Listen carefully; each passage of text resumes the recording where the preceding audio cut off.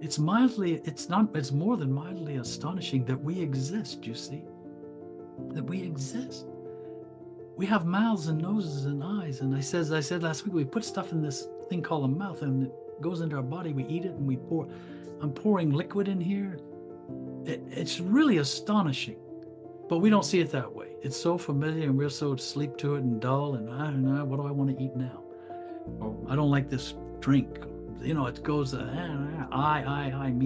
instead of, whoa, everything is just astonishing, really beautiful. But then that which is noticing all that and is astonished starts to become more intelligent, starts to know itself. And now it's not looking around like a little baby.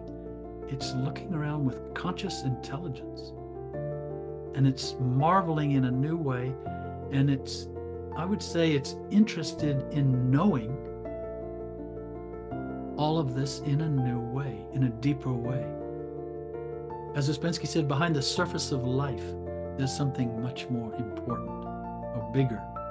And so behind everything we see, behind this microphone, this computer, this glass, behind my fingernail, the reality of the existence of my fingernail, behind that surface of there is something else. How did that happen? Why do I have fingernails? There's a mystery there. There's a whole exploration, really, of that. And so, but this all happens by just being more aware of where you are in your physical world and in your psychological world. Just notice those two things. And as I said, I promise you, the noticing will start to notice itself noticing. And then when you find yourself negative, you find yourself starting to become negative or identified or in imagination, you will know instantly you won't get sucked in. Why? Because that awareness is more intelligent, becomes more intelligent. This idea that, it just takes a moment, you're awake, you go to this big awakening and you, boom, and now you're always present and always conscious. But in my experience, it's not true. In my experience, this awareness actually undergoes a continual becoming more and more conscious, more and more aware.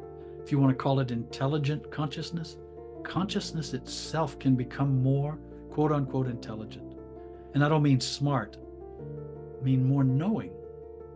Awareness is not one thing, and it doesn't just stay one thing. Yes, it's this silent, still background behind everything. Yes, that's true.